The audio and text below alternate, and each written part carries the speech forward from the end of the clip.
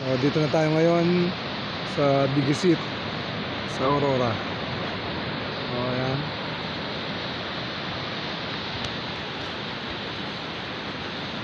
So guys, tingnan nyo yung mga bundok dito at dito kami sa likod. Ayan. Nangunguha sila ng mga pang-display sa aquarium. Ayan, mga batuhan. So ang lamig ng tubig guys, sobrang lamig.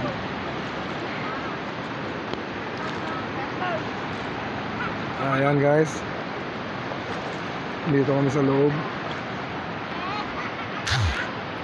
So mga idol, mga kapoto, paakit tayo ngayon dito. Kung gusto nyo mamasyal dito sa Digisit, ito yung mapupuntahan nyo. Ay, tulas!